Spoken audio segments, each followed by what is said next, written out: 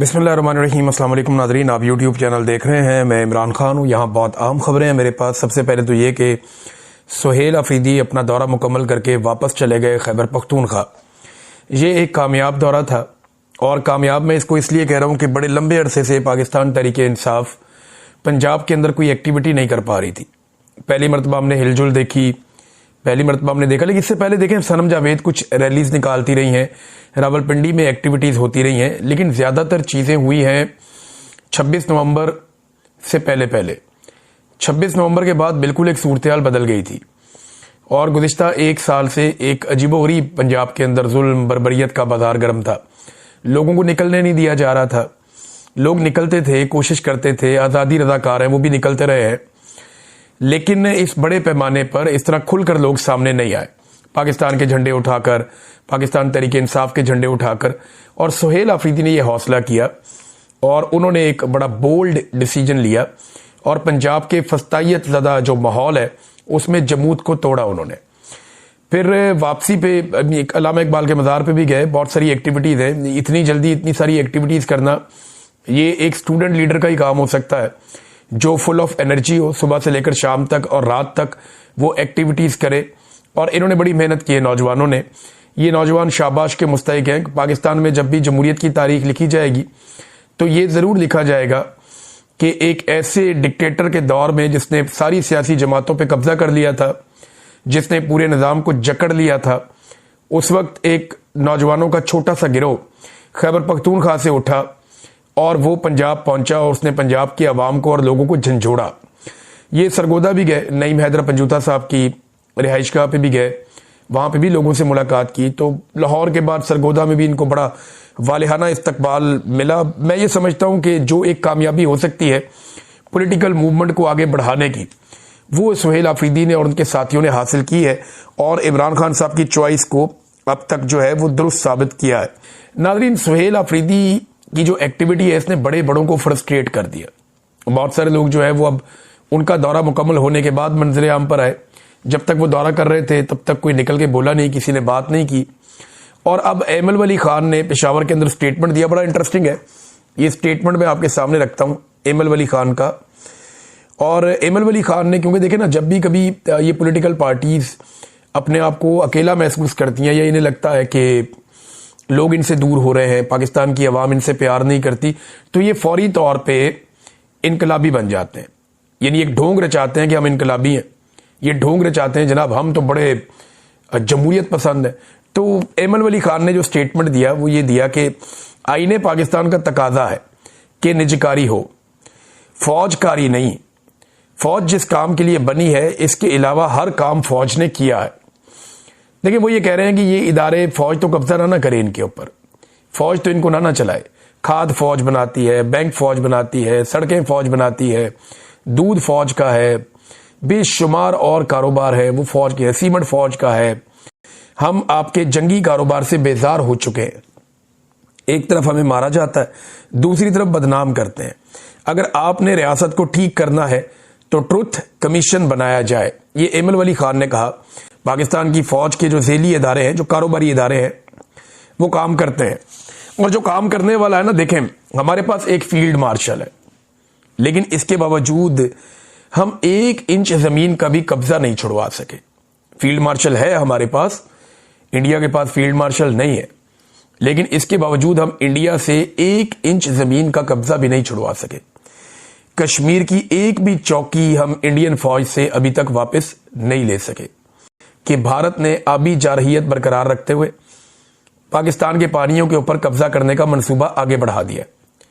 अब दरियाए चनाब के ऊपर भारत ने 260 मेगावाट का नया प्रोजेक्ट लगाने की मंजूरी दे दी है और पाकिस्तान की जानिब से कुछ नहीं किया गया।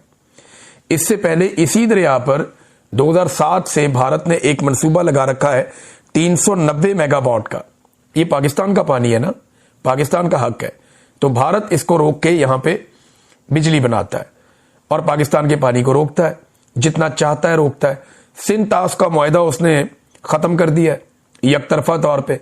आबी जारहियत कर रहा है हमारे साथ, डाटा शेयरिंग नहीं कर रहा और नए से नए डैम्स और प्रोजेक्ट्स बिजली बनाने के वो लगा रहा है और हमारे दरियाओं के ऊपर लगा रहा है। इसके लिए फील्ड मार्शल के पास क्या कोई प्लान है इन डैम से अपना पानी कैसे छुड़वाना है, इसके ऊपर कोई मंसूबा है? यानी हम लीबिया तो पहुंच जाते हैं, सूडान की लड़ाई के लिए वेपन हम दे सकते हैं, हम यूएई पहुंच जाते हैं, दुनिया भर के फड्डों के अंदर हम पड़े जाते हैं, हम गजा अपनी फौज भेजने को तैयार है, लेकिन इंडिया से अपना पानी कैसे वागुजार करवाना है, इसके लिए कोई मंसूबा हमें दिखाई नहीं देता। हमारे पास एक फील्ड मार्शल है, लेकिन हमने 1 इंच जमीन भी अभी तक वापस नहीं ली, जो कश्मीरियों की जमीन है, जबकि जो तैयारे हैं वो पाकिस्तान एयरफोर्स ने गिराए, पाकिस्तान एयरफोर्स ने तैयारे गिराए और बड़ी फौज के सरबराह जो हैं वो फील्ड मार्शल बन गए। ये नाज़रीन, क्योंकि उनका कंट्रोल होता है ना पाकिस्तान के ऊपर, वो कुछ भी बन सकते हैं। तो अब इंडिया के पास फील्ड मार्शल भी नहीं है और पाकिस्तान के पास फील्ड मार्शल है, लेकिन इसके बावजूद पाकिस्तान की एक्सपोर्ट्स 36 से 38% तक गिर गई हैं। और भारत के पास फील्ड मार्शल नहीं है, लेकिन इसके बावजूद न्यूजीलैंड के साथ उनका एक फ्री ट्रेड का तारीखी मुआहदा हुआ है और वो ये कहते हैं जी $20 अरब मजीद न्यूजीलैंड वहां पे इन्वेस्ट भी करेगा। 80% उनकी जो चीजों की आपस में ट्रेड है, वहां पे वो किसी किस्म के टैक्सेस नहीं होंगे और 15 साल सरमायाकारी का एक नया मंसूबा भी आ गया इंडिया का और उनका न्यूजीलैंड का। दुनिया की बड़ी बड़ी कंपनियों के साथ इंडिया मुआहदे कर रहा है, हालांकि उनके पास एक भी फील्ड मार्शल नहीं है। हमारे पास फील्ड मार्शल है, इसके बावजूद हमारे यहां से बड़ी बड़ी कंपनियां जो मल्टीनेशनल कंपनी है वो पाकिस्तान छोड़कर भाग गई। हमारे पास फील्ड मार्शल है, इसके बावजूद पाकिस्तानी रोजाना पाकिस्तान को छोड़कर भागना चाहते हैं।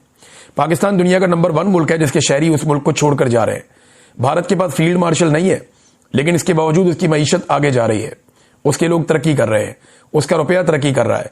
पाकिस्तान के पास फील्ड मार्शल है, इसके बावजूद हमारे 5,000 डॉक्टर, 11,000 इंजीनियर्स और 13,000 हमारे अकाउंटेंट्स और बहुत सारे और लोग पाकिस्तान छोड़ गए 2 साल में, हालांकि हमारे पास एक फील्ड मार्शल है। ये बड़ी अजीबोगरीब और मायूस कुन सूरत हाल है जिससे पाकिस्तान को हर हाल में निकलना होगा। अब नवाज शरीफ साहब और मरियम नवाज साहिबा वो दुबई पहुंच गए 2 दिन के लिए। खबर के मुताबिक, ये खबर एक जर्नलिस्ट ने उन्होंने दी है, वो ये कहते हैं कि नवाज शरीफ और मरियम नवाज एयरफोर्स का खसूसी तैयारा लेकर 2 दिन के लिए दुबई चले गए। अब एयरफोर्स के तैयारे को इन्होंने चिंची रिक्शा बनाया हुआ है इस फैमिली ने। यानी किस कैपेसिटी में एक सूबे की वजीर आला अपने वालिद को लेकर एयरफोर्स का खसूसी तैयारा लेकर एक और मुल्क की सैर करने चले गए? क्या कैपेसिटी में, किस कैपेसिटी में? क्या किराए पे चलता है ये या कोई चिंची रिक्शा है ये? भाई इसका एक प्रोटोकॉल होता है, वो प्रोटोकॉल किधर गए? ये कैसे इस्तेमाल कर सकते हैं? एक सूबे का वजीर आला है, वो कंटोनमेंट में एक घर में जाना चाहता है मिलने के लिए और उसको छावनी में दाखिल होने की इजाजत नहीं दी गई, उसके साथ ये फड्डा डाला हुआ है। एक और सूबे की वजीर आला है, उसको एयरफोर्स का खसूसी तैयारा दिया हुआ है कि ले जाओ, जहां दिल करता है घूमो फिरो, इंजॉय करो। वो अपने बाप को लेकर निकल गई। ये अजीबोगरीब कहानियां हैं। वो अपने वालिद को सैरें करवा रही हैं और वो दूसरा जो है वो अपने बाप की गेम उठा रहा है। आज से चंद दिन पहले जब 9 तारीख को स्वाबी के अंदर पाकिस्तान तहरीक इंसाफ ने जलसा किया, तो इस बात की तवक्को की जा रही थी कि पाकिस्तान तहरीक इंसाफ उस दिन अनाउंसमेंट करेगी कि अगला एहतजाज कब है और कैसे और पूरा लायामल दिया जाएगा।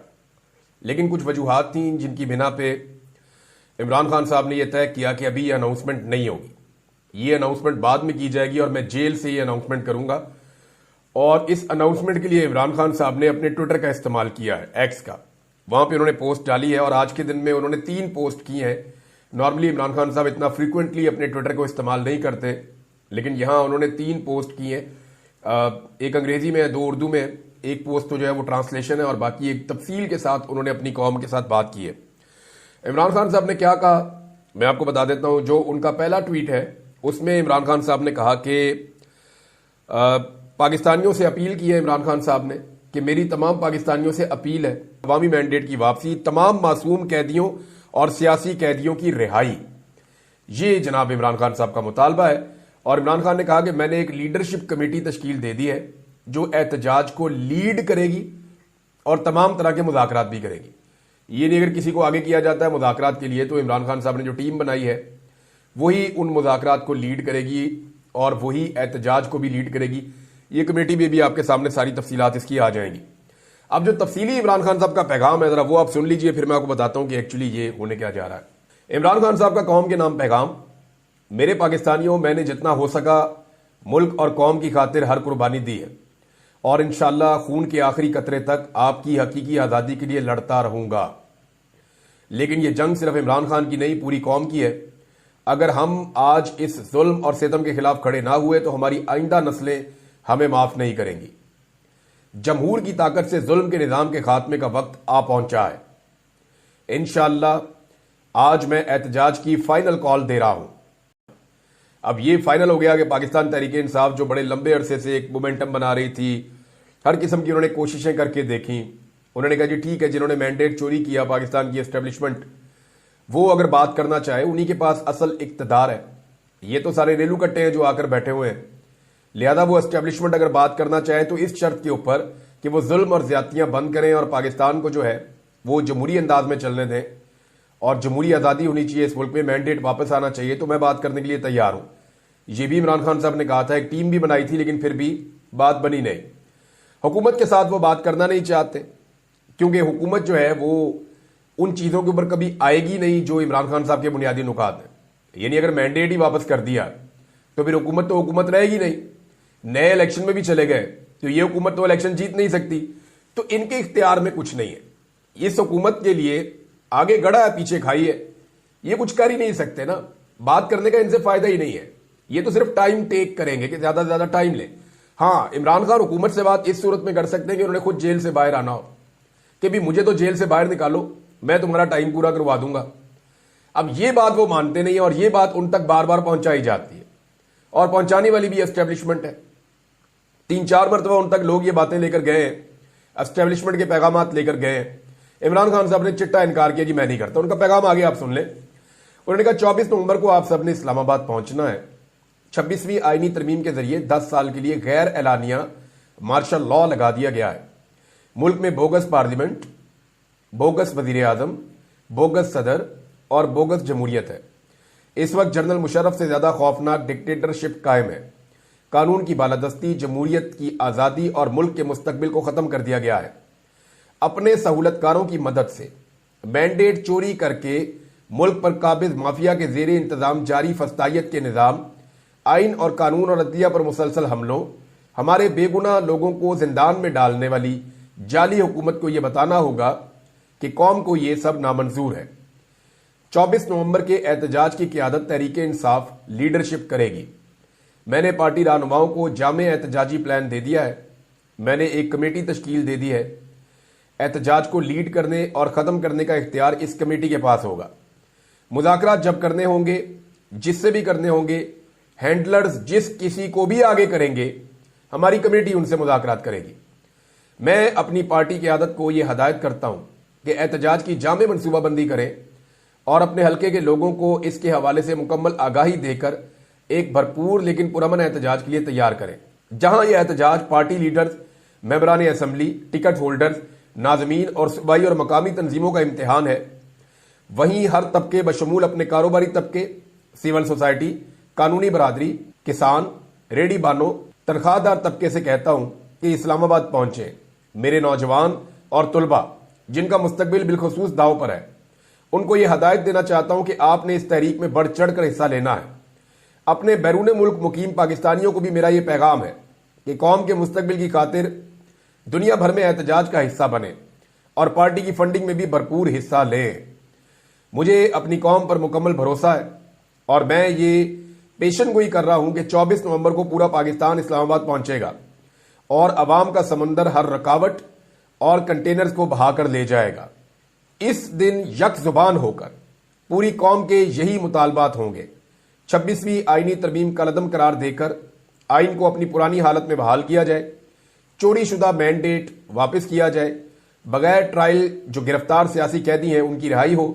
मेरे पाकिस्तानियों, अब की बार हमने अपने मुतालबात की मंजूरी तक वापस नहीं लौटना। ये जी इमरान खान साहब का पैगाम है। एक दो तीन चीजें जो उन्होंने इसमें करार दी है। उन्होंने कहा जी ये फाइनल कॉल है, और अगर इमरान खान साहब ने कहा फाइनल कॉल है तो इसका मतलब है कि अब उनके पास और कोई रास्ता बचा नहीं है। सलमान अकरम राजा साहब जो इमरान खान साहब से बार बार मिलते हैं, वो कई मरतबा ये कह चुके हैं कि अब सड़कों के ऊपर फैसला होगा, और इमरान खान साहब भी अब इस बात के ऊपर आमादा दिखाई देते हैं कि अदालतें जो है वो अब बेफायदा हो चुकी हैं, बेअसर हो चुकी हैं, उनके पास इख्तियारात नहीं है। पूरी तरह से हुकूमत ने अदालतों को कंट्रोल कर लिया है, एस्टेब्लिशमेंट और हुकूमत पहले ही मिले हुए हैं, तो निज़ाम में अब इंसाफ की गुंजाइश नहीं है किसी किस्म की भी। और इस वक्त जो आलमी प्रेशर है पाकिस्तान के ऊपर जो लगातार बढ़ता जा रहा है, ऐसे में अगर इमरान खान साहब एक एहतजाजी तहरीक खड़ी कर देते हैं और एक तगड़ी एहतजाजी तहरीक होती है और हुकूमत उसको रोकने के लिए डेफिनेटली ताकत का इस्तेमाल करेगी। स्पेशली आपको पंजाब से ऐसे मनाजिर नजर आएंगे जहां हुकूमत ताकत का बेदरेग इस्तेमाल करेगी। सिंध में आपको ऐसे मनाजिर बहुत नजर आएंगे जहां हुकूमत ताकत का बेदरेग इस्तेमाल करेगी। बलूचिस्तान की गवर्नमेंट भी यही करेगी। तो जब यहां से आपको ताकत का बेदरेग इस्तेमाल नजर आएगा तो ये सारे मनाजिर आलमी सतह पर भी जाएंगे और पाकिस्तान के ऊपर प्रेशर पहले ही बहुत बढ़ रहा है। इस हुकूमत ने अपनी बेवकूफियों से प्रेशर और भी बढ़ा लिया है, तो आने वाले वक्त में लगता है कि यह प्रेशर मजीद बढ़ता चला जाएगा। तो इमरान खान साहब ने कहा इसको फाइनल कॉल। अब अगर ये फाइनल कॉल है तो क्या पाकिस्तान तहरीक इंसाफ के पास ये आखिरी मौका है कि वो इमरान खान साहब को जेल से छुड़ा लें या वो अपना मैंडेट वापस ले लें, या वो एक ऐसी हुकूमत जिसके पास मैंडेट नहीं है, जो मैंडेट को चोरी करके आके बैठी हुई है, उससे जान छुड़ा ले। तो बज़ाहिर ऐसे दिखाई देता है कि इमरान खान साहब और उनके साथी अब ये समझते हैं कि हर हाल में अब छुटकारा हासिल करना पड़ेगा। खान साहब का केस लगा हुआ है इस्लामाबाद हाई कोर्ट में। उनके वकील ये कह रहे थे कि इमरान खान साहब को अगर आज बेल मिल जाती है, और ये कोई मसला नहीं है, उन्होंने ये दावा किया था कि अगर ये बेल मिल जाती है तो फिर इमरान खान साहब को कोई रोक नहीं सकता, वो आज रिहा हो जाएंगे। लेकिन हुआ क्या, जिसका खदशा था, जो मैंने आपसे कहा था कि जब तक इस्लामाबाद हाई कोर्ट में चीफ जस्टिस सरफराज डोगर साहब हैं, एस्टेब्लिशमेंट को या इमरान खान के दुश्मनों को कुछ भी फिक्रमंद होने की जरूरत नहीं है, क्योंकि डोगर साहब किसी भी लेवल तक जाएंगे एस्टेब्लिशमेंट को सर्व करने के लिए, ऐसा अब दिखाई देता है। हुआ यह कि जब इमरान खान साहब के केस की समाअत हुई, सबसे पहले तो यह है कि बाहर कर्फ्यू लगा दिया गया। इस्लामाबाद हाई कोर्ट में ऐसा लगता है कि मार्शल लॉ लग गया और बाहर इजाफी नफरी पुलिस की तैनात, खारदार तारे और बड़ा बंदोबस्त किया गया। सहाफियों को और वकला को भी अंदर जाने से रोका जा रहा था। बहरहाल कुछ सहाफी जो अंदर गए उनमें समी इब्राहिम साहब थे और दीगर कुछ और सहाफी थे, वो वहां पे अपना वीलॉग रिकॉर्ड कर रहे थे। जब वो अंदर अपनी खबरें देने में मसरूफ थे तो अमला आ गया और सिक्योरिटी वालों ने आकर उन्हें कहा कि जनाब आप यहां पे रिकॉर्डिंग नहीं कर सकते। अब ये अदालत के बाहर वाला एरिया है, अहाते के तो अंदर है, सिक्योरिटी से अंदर है, लेकिन ये अदालत का वो एरिया है जहां पे नॉर्मली रिपोर्टर्स खड़े होकर अक्सर बातचीत करते हैं और ये एक रूटीन है। वहां पे उन्हें कह दिया गया जी आप यहां पे काम नहीं कर सकते। उन्होंने कहा क्यों नहीं कर सकते जी, एसपी साहब का हुक्म है। उन्होंने कहा जी एसपी साहब तो नहीं, यहां पे तो अदालत है, तो यहां तो जज साहब का हुक्म होगा। जज साहब ने कह दिया यहां कोई काम नहीं कर सकता। तो एक अजीब मार्शल लॉ लगा दिया गया। इसी हाई कोर्ट से इमरान खान साहब जो साबिक वजीर आजम है, उन्हें इसी अहाता अदालत से जबरी तौर पर अगवा किया जा सकता है। रेंजर्स वाले आके वो ये कर सकते हैं, लेकिन मीडिया यहां पे कवरेज नहीं कर सकता। ये मार्शल लॉ है और कुछ नहीं है। हुआ ये, जब समाज शुरू हुई तो पाकिस्तान तहरीक इंसाफ को बड़ी उम्मीदें थी, तो तहरीक इंसाफ को लगता था कोई बात आज बन जाएगी, लेकिन पता चला कि जी प्रोसिक्यूटर अब बीमार है। और प्रोसिक्यूटर जो बीमार है ना, उसने कोई मेडिकल रिपोर्ट भेजी ना कोई और चीज भेजी, बस अचानक बता दिया जी प्रोसिक्यूटर बीमार है और वो नहीं आ सकता। नॉर्मली ये होता है कि बीमार हो तो जज एक आधे दिन की 2 दिन की तारीख दे देता है कि ठीक है भाई कल आके पेश हो जाए, नहीं तो अपनी मेडिकल रिपोर्ट लेकर आए, नहीं तो फिर आप उनकी जगह किसी और को बोले वो पेश हो जाए। सरकारी है ना, तो सरकार का काम नहीं रुकता होता है। एक प्रोसिक्यूटर बीमार है दूसरा आ जाता है। लेकिन पता चला जनाब के प्रोसिक्यूटर बीमार है और उसके बाद इस बीमारी की बुनियाद पे जज साहब ने कहा जी आज तो समाअत नहीं हो सकती। तो हम आपस में मशवरा करते हैं, मशवरा करके 5 मिनट में आपको बताते हैं अब करना क्या, अगली तारीख कौन सी है। तो वहां जो रिपोर्टर मौजूद थे, बाकी सबको लगा कि 1-2 दिन की तारीख दे देंगे जज साहब, बहुत ही कोई गेम डाल दी तो 3-4 दिन की 5 दिन की दे देंगे। लेकिन जस्टिस डोगर साहब अंदर गए और चेंबर में जाने के बाद जब तारीख दी, पहले ही ये केस 8-9 महीने के बाद लगा है। 8-9 माह के बाद लगने वाले केस को एक मरतबा फिर एक लंबी तारीख दे दी गई 3 हफ्तों की। ये है जनाब इस्लामाबाद हाई कोर्ट में इंसाफ की सूरत हाल। अगर कोई रिटायर्ड जर्नैल आ जाए ना तो 24 घंटों में ऑन डिमांड यानी मनपसंद फैसला इंसाफ की सूरत में यह अदालत मुहैया कर देती है। अदलिया ऐसा लगता है कि दुकान की तरह काम कर रही है, जहां पे मुनाफा देखा जाता है, जहां नफा और नुकसान देखा जाता है कि जनाब जिस चीज में नफा है वो कर दो, जिसमें नुकसान होता है वो ना करो। और एस्टेब्लिशमेंट की गुलामी के साथ जजेस ऐसा लगता है काम कर रहे हैं। बड़ी बदकिस्मती है ये बात करना, लेकिन ये बात हो रही है तो मैं आपको बता रहा हूं। इमरान खान साहब के ऊपर देखिए ना, एक और मामला भी है। ये सिर्फ एक केस नहीं है। जो तोशाखाना में इमरान खान साहब की बरीयत की दरखास्तें हैं, यानी बरीयत की दरखास्तें 7 अक्टूबर तक के लिए मुकर्रर कर दी गई, वो इमरान खान साहब ने और उनकी वाइफ ने पहले किया हुआ था कि ये केस रोके, इसमें तो बरीयत बनती है। लेकिन इमरान खान और बुशरा बीबी को सजा सुना दी जाएगी तोशाखाना 2 में। उसके बाद 7 अक्टूबर वाला मामला भी इधर उधर हो जाएगा और अगला केस कौन सा आ जाएगा?